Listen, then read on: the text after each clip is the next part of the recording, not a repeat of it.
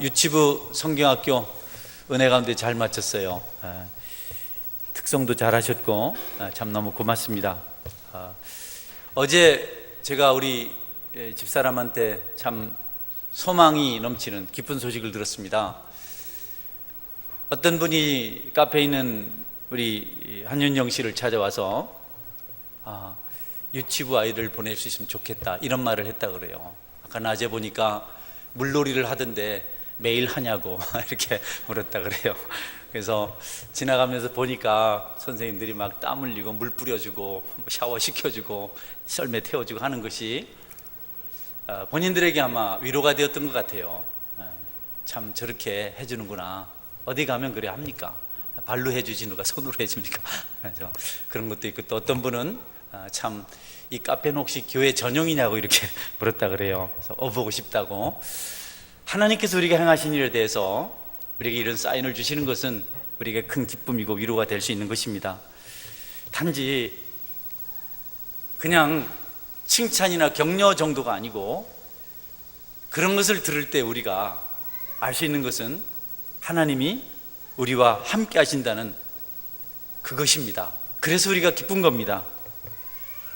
하나님께서 일하심을 깨닫게 될 때 아직 드러난 열매가 크진 않지만 우리는 소망의 위로를 받게 되고 또 마음의 감사를 경험하게 되는 것입니다.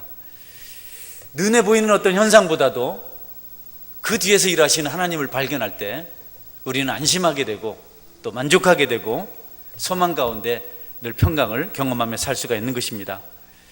하나님, 우리가 그런 걸 알길 원하시고 또 그런 것을 경험하며 살길 원하십니다. 하나님은 우리가 주님을 경험할 수 있도록 하시기 위해서 때때로 좋은 일, 마치 순풍에 항해를 하는 것 같은 그런 때도 주시고, 또 그 반대로 풍랑, 역풍을 만나서 고난 가운데 거하기도 하십니다. 하나님, 우리가 그런 중에 그 현상만 보고 너무 좋아한다든지 너무 낙심하는 것보다는, 너무 혼란하고 방황하기보다는 거기서 일하시는 하나님을 보길 원하신다는 겁니다. 그리고 그것 때문에 기뻐하고 감사할 수 있는 그런 믿음을 갖기를 원하신다는 겁니다. 한 번은 예수님께서 70인 전도대를 파송을 합니다. 제자들 70명을 둘씩 짝을 지어서 가서 복음을 전하라 이렇게 파송을 했습니다. 근데 제자들이 전도를 마치고 돌아와서 막 예수님에게 그냥 너무 긴장되고 너무 감격되고 너무 놀라운 역동적인 것들을 간증하는 겁니다. 예수님, 우리가 병을 고쳤습니다. 예수님 이름으로 기도하니까 귀신이 우리에게 굴복하는 것을 보았습니다. 예수님, 많은 사람들이 예수님을 찬송했습니다. 막 그냥 그 있었던 일을 막 이구동성으로 간증을 합니다. 근데 예수님께서 한 말씀 하십니다. 귀신이 쫓겨나고 병든 자가 고쳐진 것보다도, 그것도 좋은 일이지만 너희들의 이름이 하늘나라에 기록된 것으로 기뻐하라. 막 그냥 뭐 귀신 쫓아났네요, 병든 자가 고쳐졌네요, 이건 나쁜 거 아니지만 그 사실을 통해서 너희들이 구원받은 자요 하나님의 백성인 것을 확인하고 그것으로 해서 감격하고 기뻐하라 이렇게 말씀을 하셨습니다. 여러분, 하나님이 함께 하심을 우리가 알고 그것 때문에 감격하는 신앙이 될 수 있어야 되겠어요. 눈에 보이는 현상은 자주 바뀌어요. 돈도 들어왔다 나갔다 합니다. 그런데 하나님이 영원하시거든요. 우리가 어떤 일을 보거든 그것 때문에 하나님을 기억하고 하나님을 생각하고 하나님께 감사할 수 있다면 그것은 축복 중에 축복이 아닐 수가 없습니다. 주님께서 고난 중에 있을 때 항상 그 백성들에게 함께하고 있다는 사인을 보내주시죠. 다니엘의 세 친구 왕의 신상에 절하지 않은 것 때문에 붙잡혀갔습니다. 느부갓네살이 그 사드락, 메삭, 아벳느고를 너무 사랑했기 때문에, 너무 아름다웠기 때문에 죽이고 싶은 마음이 없어요. 그래서 지금 이제라도 너희들이 신상에 절한다면 내가 너희들을 벌하지 않겠다. 세 사람이 대답하죠. 우리는 절하지 않겠습니다. 하나님이 구원해 주실 겁니다. 하나님이 설령 우리를 구원해 주지 아니할지라도 우리는 하나님이 신상에 절하지 않겠습니다. 여러분, 하나님이 함께 하신 증거죠. 자기들도 놀랐을 겁니다. 바로 앞에 용광로가 확확 타오르고 있는데 그런 말을 하는 것이 얼마나 대단합니까? 불 속에 던져졌습니다. 그들 머리카락 하나 타지 않았습니다. 그들을 결박한 끈만 불타버렸습니다. 하나님이 함께 하신다는 것은 얼마나 감사한 일인지 모릅니다. 얼마나 기뻐해야 될 일인지 모릅니다. 어려운 환경을 만났을 때도 얼마든지 하나님을 생각한다면, 하나님의 일하심을 본다면 우리가 기뻐할 수 있고 감사할 수 있는 것입니다. 우리는 좋은 때만, 우리가 생각하는 것이 이루어질 때만 감사할 수 있는 것이 아니고, 그 반대의 입장을 우리가 경험할 때도 하나님을 찬송하고 기뻐할 수 있어야 된다는 겁니다. 욥과 같은 사람은 모든 것을 다 잃었습니다. 재산도 다 잃어버리고, 자녀들도 다 잃어버리고, 종들도, 건강도, 아내까지도, 모든 것 다 잃어버렸습니다. 그런데도 하나님이 계신 것을 알고 그로 인해서 원망하지 않고 감사했습니다. 요셉은 어떻습니까, 여러분?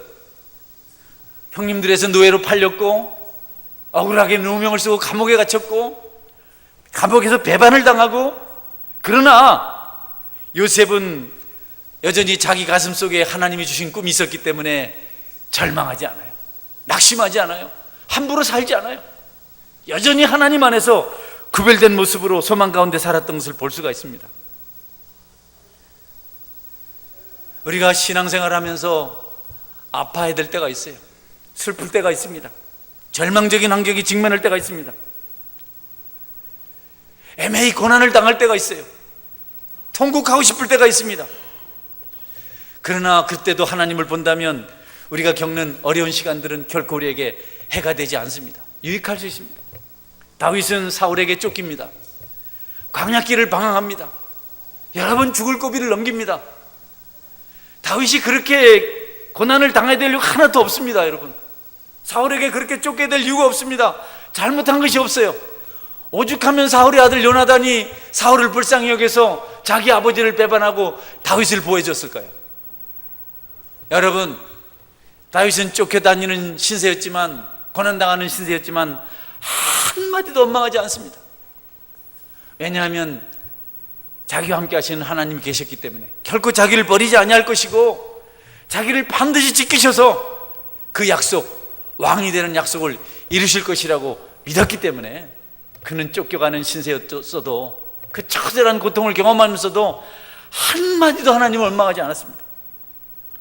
다윗이 가장 위급할 때, 가장 상태가 심각할 때, 가장 큰 고난에 직면했을 때, 바로 원수가 눈앞에 있을 때, 그때 여러분 고백한 시가, 고백한 그의 믿음의 고백이 시편 23편 말씀이잖아요.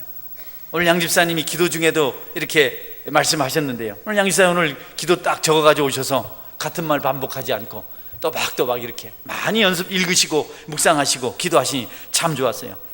아멘 해봐요. 고개 들고. 이거 아무나 해주는 게 아닌데, 늘 더운 데서 또 차량 이렇게 또 안내한다고 봉사하시고, 지난주에 성찬이한테 간다고 안 오고 빼면 아주 훌륭하십니다. 너무 참 좋아요. 여러분, 다윗은 가장 힘들 때 23편을 고백한 겁니다. 지금 막 원수가 목전에서 다윗을 죽이려고 해요. 그런데 그가 뭐라고 고백합니까? 여호와는 나의 목자신 얘가 부족함이 없으리로다. 그가 나를 푸른 풀밭에 누이시며 쉴만한 물가로 인도하시는도다. 내 영혼을 소생시키시고 자기 이름을 위하여 의의 길로 인도하시는도다. 내가 사망의 음침한 골짜기로 다닐지라도 해를 두려워하지 않을 것은 주께서 나와 함께 하십니다. 주의 지팡이와 막대기가 나를 안위하시나이다. 주께서 내 원수의 목전에서 상을 차려주시고 내 머리에 기름을 부으셨으니 내 잔이 넘치나이다. 내 평생의 선하심과 인자심이 정녕 나를 따르리니 내가 여호와의 집에 영원히 거하리로다. 할렐루야. 여러분, 하나님이 계시니까 원수가 막 칼을 대고 활을 겨누고 창을 겨누지만 하나님 계시 나는 부족함이 없다.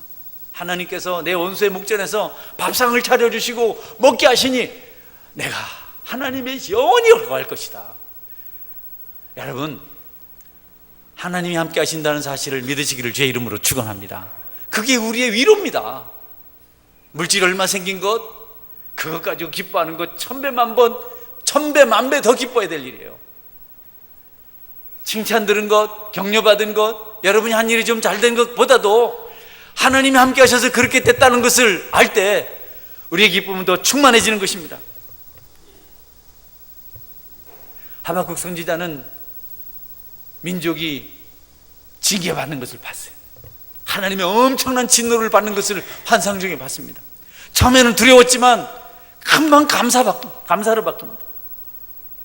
비록 무화과 나무가 무성하지 못하며 포도나무에 열매가 없으며 감람나무 소출이 없으며 밭에 식물이 먹을 것이 없으며 우리의 양이 없으며 양간에 소가 없을지라도 나는 하나님으로 말미암아 구원의 하나님의 말미암아 기뻐하리로다. 아무것도 없는데 기뻐한 거예요. 왜냐하면 죄 지은 이스라엘 백성들이 하나님 진노 가운데 징계받는 것이 하나님이 함께 하시다는 증거다. 하나님 계셔서 잘못할 때 책망해 주시고 잘할 때 칭찬해 주시고 하나님이 백성과 이 민족과 함께 하시는구나. 나는 이것 때문에 감사한다. 이렇게 고백하고 있는 겁니다. 여러분, 잘못했을 때 책망 듣고 하나님의 징계 채찍 맞는 것 힘들어하지 마시고 하나님 나를 사랑하셔서 나를 버리지 아니하시고 유기하지 아니하시고 나를 지켜주시는구나. 하나님 진노하셔서 책망하시니 감사합니다.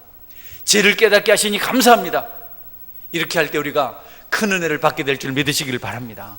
어려움 찾아오면 너무 낙심하는 사람 많아요. 너무 상심하는 분들 많아요.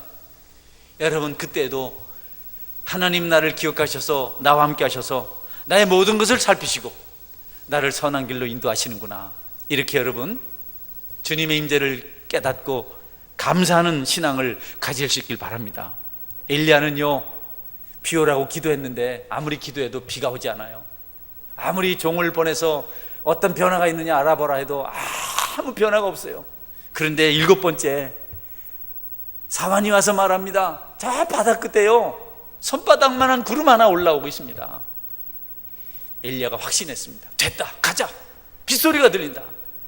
손바닥만한 구름 속에 일하시는 하나님을 보고 큰 비의 소리를 듣고 여러분 아합과 함께 왕궁으로 달려가잖아요.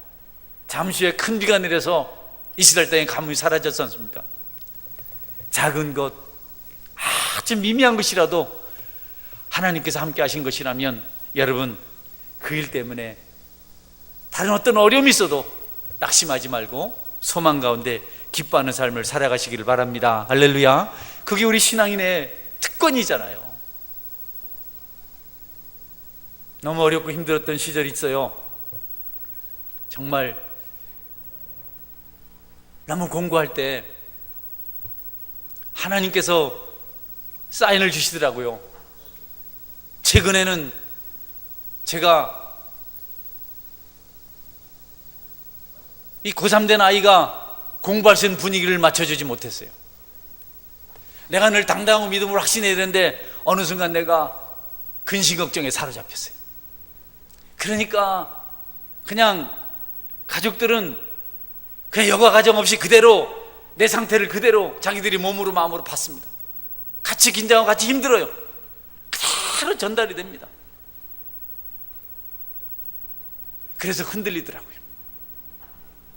공부하는 거 너무 어려워하더라고요. 1학기 때 3학년 1학기 때 시험을 봤는데 너무 형편없었어요.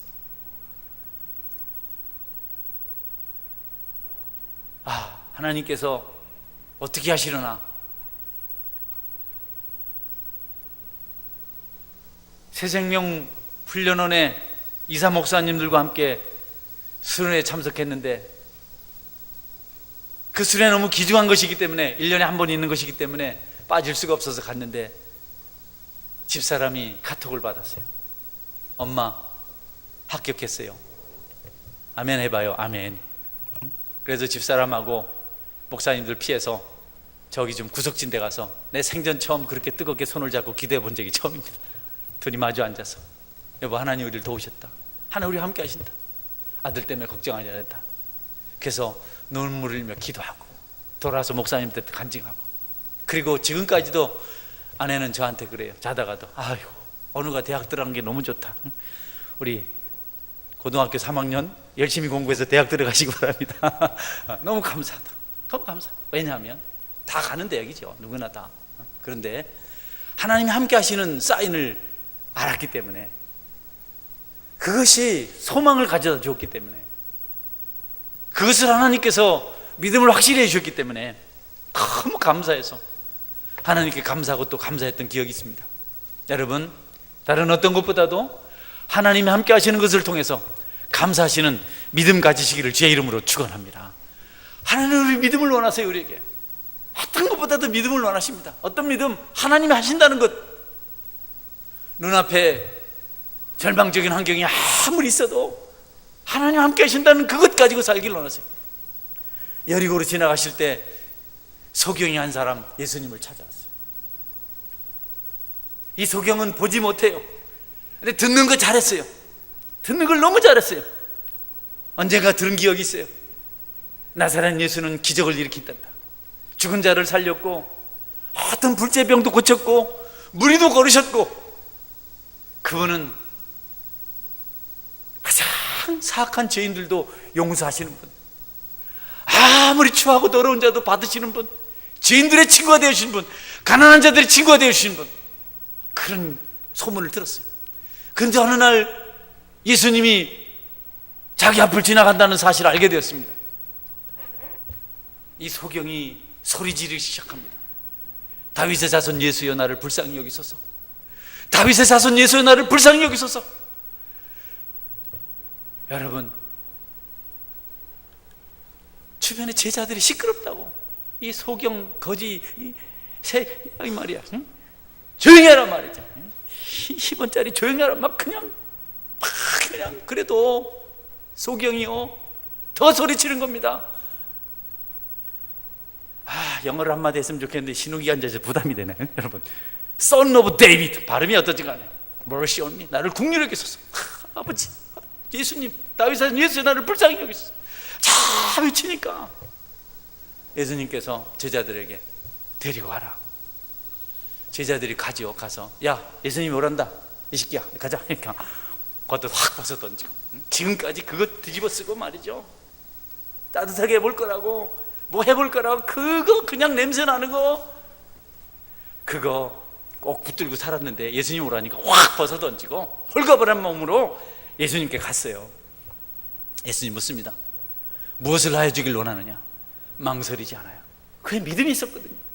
예수님이 자기 눈을 뜨게 한다는 믿음이 있었거든요. 한마디, 보기를 원하나이다. 보기를 원하나이다.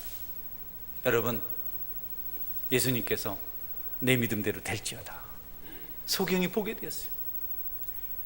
예수님이 말씀하시니 바디메오가 눈을 떴다네. 여러분, 그리고 성경은 기록합니다. 그가 길에서 예수님을 따르니라. 단지 육체의 눈만 뜬 것이 아니고 그 믿음 때문에 그의 영안이 열린 줄 믿으시기를 바랍니다. 여러분, 그것 가지고 이제 예수님을 따라가는 거예요. 사인을 받았으면 더 잘해야죠. 그것만 있는 것 아니죠. 12해 동안 혈루증을 앓은 여인입니다. 썩은 피가 늘 몸에서 쏟아져 내리는데 멈추질 않아요. 계속 12해를 그 병 때문에 고통받으면서 이 여인이 자기 재산을 다 탕진해버렸어요. 병 고치려고. 몸이 아픈데 재산이 무슨 소용이 있겠어요. 다 바치고. 그런데 고치질 못했어요. 더 상태가 악화되었어요. 절망적인데 이 여인도 예수님에 대한 소식을 들었어요. 예수님은 불치병을 고치시는 분이신데 돈도 필요 없고 자격도 필요 없고 자신처럼 처절하고 더럽고 추하고 악취나는 여인도 믿음만 있으면 고친다는 이 소식을 듣고 믿었습니다. 처절한 여인, 가련한 여인, 비참한 여인, 추한 여인, 악취가 나는 여인, 아무것도 없는 가난뱅이 여인, 그 여인에게 믿음은 복음 중에 복음, 기쁨 중에 기쁜 소식이었습니다. 예수님을 만났을 때 용기 없어요. 예수님에게 나를 고쳐주십시오. 여러분, 피 흘리는 여인은 예수님께 가까이 가지 못해요. 하나님께 가까이 가지 못해요. 율법이 그래 정했어요. 그러니까 그런 모습으로 어떻게 가겠어요? 그래서 혼자 생각했어요. 나는 예수님께 구할 자격도 없고 얼굴 내밀 자격도 없고 나는 저분의 옷자락만 만져도 내가 병이 낫겠다. 그리고 다가가서 믿음으로 옷자락에 손을 댔는데 병이 깨끗하게 고쳐진 겁니다. 감격하고 감사할 시간도 없이 예수님께서 누가 내 몸에 손을 댔느냐? 확 돌아보시는 겁니다. 제자들이 아니에요, 여기 다 손댔습니다. 여기 예수님 둘러싸고 지금 떠들 밀고 땡기고. 그런데 예수님 그러시면 안 되죠. 아니다, 내 몸에서 내 능력이 나가는 것을 내가 감각했다, 깨달았다, 내가 알았다. 여인이 숨길 수 없어서 내가 그리했습니다. 나는 12해 동안 피가 멈추지 않는 병을 앓는 참으로 추하고 더러운 율법에서 버림받은 여인입니다. 고치려고 애를 썼지만 고칠 수 없었고, 이렇게 추하고 더러운 몰골로 가난뱅이가 되어서 살다가 예수님에 대한 소식을 들었습니다. 예수님 만나면 병 고침 받을 수 있다고 해서 왔는데 도저히 예수님 앞에 나설 용기가 없어서 그냥 옷자락 만지면 낫겠다는 믿음을 가지고 옷자락을 만졌습니다. 내 병 고침을 받았습니다. 가라, 안심하라, 네 믿음이 너를 구원하였도다. 여러분, 그 여인이 병도 고침받고 그날 구원도 받은 줄 믿으시길 바랍니다. 예수님을 믿는 것은 아주 중요한 일이죠. 또 다른 기적이 있습니다. 홀로 사는 과부 나인성의 과부, 나인이라는 곳에, 나인이라는 성에 홀로 아들 하나 데리고 살고 있었던 가련한 여인이 있었어요. 아들 하나만 바라보고 부지런히 삶을 살았는데 그 아들이 죽은 겁니다. 중동 지역은 날이 더워서 올해 장례식 우리나라처럼 3일장 4일장 올장 못해요. 장례 행렬이 나인성 모든 사람들과 함께 그 여인의 슬픔을 나누면서 통곡하며 애곡하며 여러분 무덤을 향합니다. 그런데 이 슬픈 행렬 반대편에서 생명에 부활하신 예수님과 제자들, 또 다른 일행이 마주쳐 오는 겁니다. 둘이 길에서 마주쳤습니다. 예수님 슬퍼한 여인을 보고 그 장례 행렬 앞에 멈춰서서 청년의 간에 손을 얹고 달리다 굼, 일어나라. 여러분, 청년이 일어나고 말도 하고 살아난 겁니다. 그리고 그 아들을 어머니에게 주었다, 성경 기록하고 있습니다. 여러분, 슬픈 자 위로하시는 그분인 것을 믿으시길 바랍니다. 마음이 슬프세요? 힘드세요? 견딜 수 없어요? 여러분, 그 눈에서 눈물을 우리 주님께서 씻어줄 줄 믿으시길 바랍니다. 영혼을 위한 눈물 주님이 받으시고 영혼을 구원해 줄 겁니다. 자녀를 위한 눈물 주님께서 보시고 여러분의 눈물을 씻어줄 겁니다. 질병, 어떤 슬픔이라도 주님을 믿는 자들, 주님을 만나는 자들, 과정이 어찌됐든 길에서 만났든 슬픔 중에 만났든 주님을 만날 때 여러분의 모든 슬픔이 확실히 해결될 줄 믿으시기를 바랍니다. 약속하셨어요. 주님을 만난다는 것은 얼마나 귀한 일인지 모릅니다. 주님이 함께 하신다는 사인을 우리가 알고 산다는 것은 얼마나 감사한 일인지 모릅니다. 또 한 번은 간음죄를 저지른 여인이 있었어요. 이거는 간음죄를 저지르다가 현장에서 붙잡혔습니다. 일단의 무리들이 그 여인을 붙잡았어요. 야, 여기 간음한 여인이 있다. 남자놈은 도망가고 없고 말이죠. 여인만 붙잡혔어요. 그냥 붙잡혔으면 자기들끼리 알아서 해야 되는데 그 수치스러운 모습을 한 여인을 끌고 예수님을 찾아 다니는 겁니다. 이 동네 저 동네. 나사렛 예수가 어디 있는가? 짐승처럼 여기저기 끌려다니고 결국 예수님 앞에 그냥 던져놓고 이 군중들이 묻습니다. 어떻게 할까요? 여인은 압니다. 자기 돌에 맞아 죽을 짓을 했다는 것을 알아요. 붙잡힌 짐승처럼 바들바들 떨고 있는 겁니다. 어릴 때 산토끼 사냥을 해보면요, 우리는 잡아먹을 생각으로 그냥 너무너무 좋은데 토끼를 잡아보면요 바들바들 떨고 있습니다. 너무 두려워가지고. 잡혀온 짐승처럼 바들바들 떨고 있는 이 여인을 놓고 어떻게 할까요? 율법대로 때려 죽일까요? 돌로? 아니면 선생님 당신이 가르친 대로 용서해 줄까요?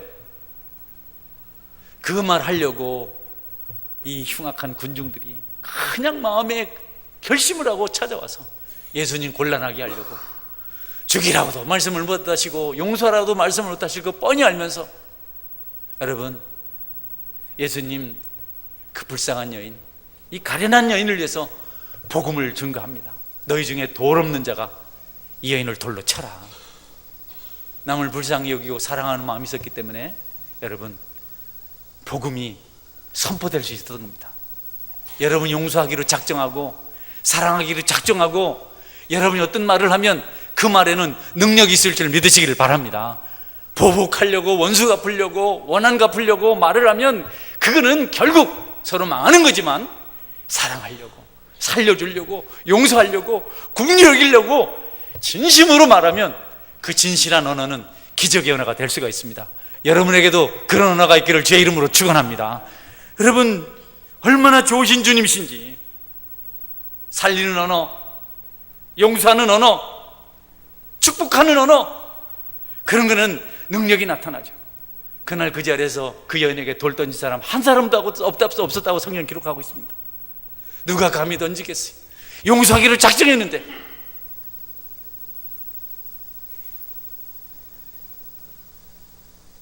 저는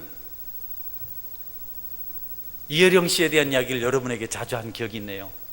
그가 예수님을 믿기 전에 어느 교회에 초청을 받아서 불교인으로서, 아주 골수 불교인이죠. 불교인으로서 이렇게, 그분들은 강연이라고 그러죠. 했는데 그가 강연 끝에 나는 불교인이지만 심증적으로는 예수를 믿는다, 그리스도인이다, 그냥 그 사람들은 그렇게 얘기를 하죠. 이 참 지성인 중에 지성인으로 우리가 알고 있는 분 아니겠습니까? 대학 교수로 후진을 많이 양성하셨죠. 많은 저서 있습니다. 지성에서 영성으로 한 책은 그가 예수를 영접한 다음에 기록한 책이기도 하죠. 이 사람이요, 참 아픈 사연이 있습니다.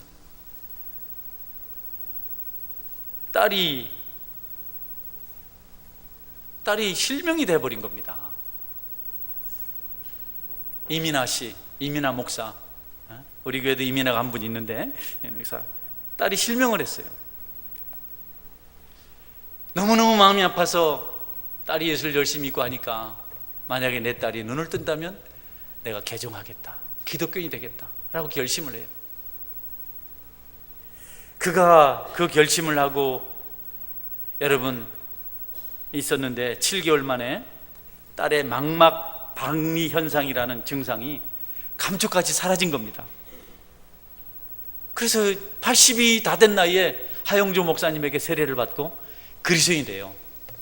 그리고 지성에서 영성을 한 책을 썼는데요, 그분은 거기서 기독교는 지성을 무시하는 것이 아니고 지성을 넘어서 영성으로 나가는 그런 종교다, 이렇게 얘기를 하죠.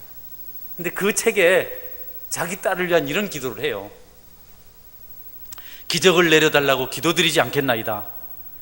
우리가 살아서 하늘의 별, 지상의 꽃을 보는 것이, 사람의 가슴에서 사랑을 보는 것이 바로 기적이 아니고 무엇이겠습니까?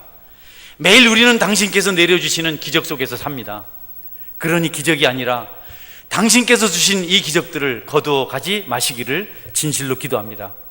만약 미나가 어제 본 것을 내일 볼 수 있고 오늘 본 내 얼굴을 내일 볼 수 있게 해주신다면 제 남은 생을 주님께 바치겠나이다. 여러분, 그냥 새로운 것을 하늘에서 내려주지 않아도 지금 있는 이것이 계속 진행된다면 그것이 기적이 아니겠습니까? 여러분, 참 놀랍지 않습니까? 막 개종한 사람이 이런 기도문을 써낸다는 것이. 하나님이 함께 하시면 모든 것이 아니겠습니까? 할렐루야. 이민아 목사에게 잠깐만 하죠. 남다른 시련을 많이 겪습니다. 유명한 아버지는 너무 바빠가지고 어릴 때 이렇게 아버지하고 시간을 보내지 못해요. 늘 소외감을 느끼죠. 아버지가 자신을 사랑하지 않는다고 생각을 한 겁니다. 외롭게 보낸 어린 시절, 그러면서 성장을 하고 상처를 입었지만 아버지 닮아서 공부를 잘했어요. 이화여대 영어 영문학과를 졸업하고 미국으로 건너가서 로스쿨에서 공부를 합니다. 로스쿨에서. 그래서 캘리포니아주 LA 지역 검사로 이렇게 재직을 해요. 그러다가 변호사가 됩니다. 여러분, 사랑에 빠졌어요. 우리나라의 유명한 정치가, 이름 얘기해 줄까요? 원래 얘기 안 해야 되는데 김한기 씨하고 결혼합니다. 아버지가 많이 말리죠. 그거 안 된다고. 근데 너무 자기 딸이 깊이 사랑에 빠져 있었기 때문에, 아버지 같은 사람을 만났기 때문에 너무 그 사랑에 깊이 빠져 있어서 말리지를 못하고 결혼을 허락합니다. 결국 5년 만에 파경하게 되죠. 이혼을 합니다.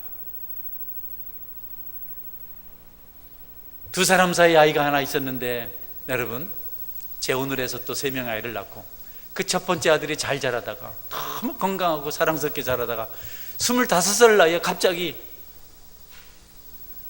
돌연사합니다. 갑자기 죽습니다. 그리고 둘째 아이는 초등학교에 5번 쫓겨나요. 5번 초등학교를 옮겨 다닙니다. 그리고 중학교에서는 1년 만에 쫓겨나요. 가보니까 자폐아였습니다. 어머니 마음이 얼마나 아팠겠어요. 그래서 아이를 진심으로 사랑하지 못한 것을 회개합니다. 본인이 그렇게 간증하거든요. 회개하고 그 다음에 약을 처방하는데, 약 칵테일이라고 할 만큼 많은 약을 먹었는데 아이가 기적적으로 자폐 증상이 깨끗이 해결되는 기적을 체험합니다. 문제는 본인입니다. 본인이 위암에 걸려요. 본인이 위암에 걸립니다. 위암에 걸려서 병 중에 있는데, 여러분, 순서는 잘 안 맞는데요, 병 중에 있는데 미국에 있을 때 어떤 지인의 인도를 받아서 한 교회를 갔는데, 하영조 목사님 설교를 하면서 내가 몸이 아파서 제대로서 설교를 못하겠습니다, 좀 기대하겠습니다 하고 이렇게 기대서 설교를 하시더라고요. 앉아서 보고, 저렇게 훌륭한 분도 아프시구나. 거기서 희망을 가지고 세례를 받고 그리고 목사 안수를 받습니다. 공부를 해서. 여러분, 그녀가 너무너무 힘든 생활을 합니다. 몸이 아파서 힘들어도 복음을 위해서, 버려진 청소년들, 소외된 청소년들 위해서 열심히 사역을 합니다. 하나님이 고쳐주면 감사하고, 고쳐주지 않더라도 나 같은 자를 받아주신 하나님 계시니까 내가 기꺼이 그 환경을 받아들이겠다고, 전혀 그것 때문에 힘들어하지 않고 완전히 피골이 상접한 가운데서도 간증을 하도 아니고 청소년 사역을 하죠.